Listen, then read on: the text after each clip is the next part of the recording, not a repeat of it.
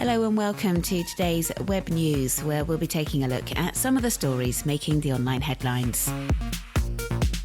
Coming up on today's show, Ukrainian web users turn a business card into a meme. Air Canada under fire over a baggage handling video. And a Taiwanese photographer's 2-year trip around Europe.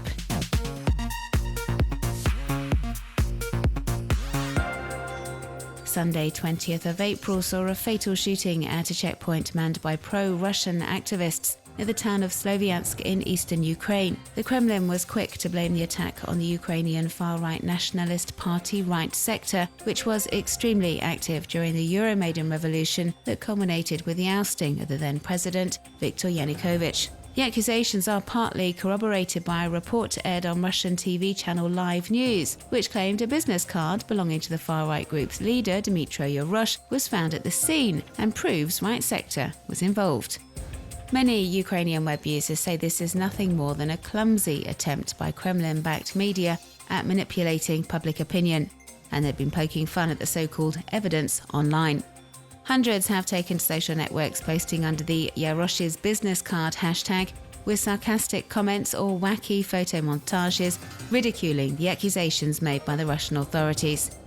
Citizens have been coming up with all sorts of creative ways to share their doubts over Moscow's version of events, saying anyone could have dropped the famous business card at the scene of the shooting to put Yarosh in the frame. And there are now, of course, several Twitter accounts attributed to the business card, with all manner of mocking creations, showing that despite ongoing tensions with pro-Russian activists, Ukrainian web users have not lost their sense of humour.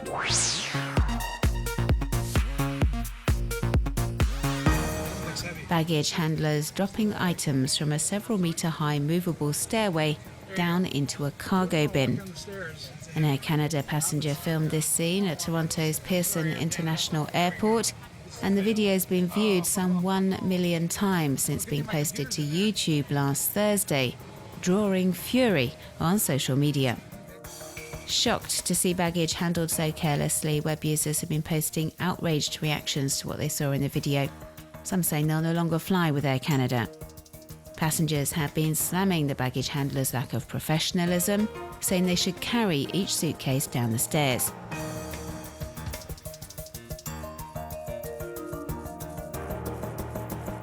Air Canada has posted a statement to Facebook apologising for what they call the unacceptable way passengers' luggage was handled. The airline also says the employees concerned didn't follow usual procedure, and their employment will be terminated pending the outcome of the investigation. While some feel this is a satisfactory conclusion to the affair, others say the outcome is radical and unnecessary. Some web users are defending the baggage handlers, saying they shouldn't lose their job, as the airline is to blame for not providing them with adequate resources to move the items quickly and safely.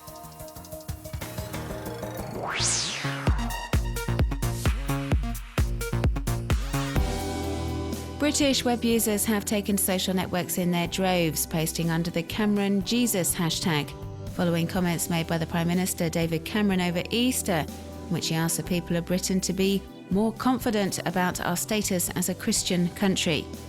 His words were met with a flurry of posts, with web users saying Cameron is fueling religious tensions in the UK. They feel the head of the British government made a mistake and should apologise to all those he may have offended.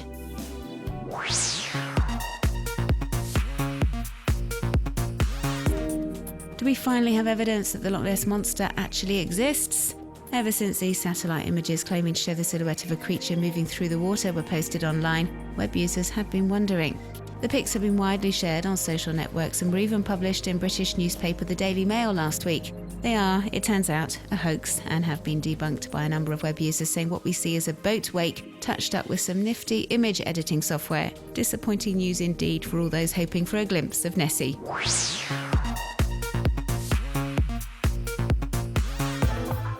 Two dog owners from Finland decided to deck out their chihuahuas Timmy and Niku in flowers, turbans and various pieces of material to make them look like medieval paintings.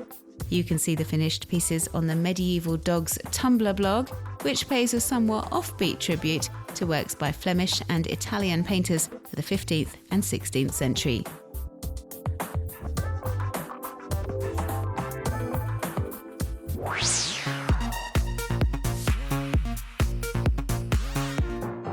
This time-lapse video was put together by Taiwanese photographer Stan Chung and is a compilation of some of his favourite moments and landscapes shared with his family during their 2-year trip around Europe. The video, Magical Europe, is available to view on sharing site Vimeo and takes us on a beautiful journey across 30 or so countries. Enjoy.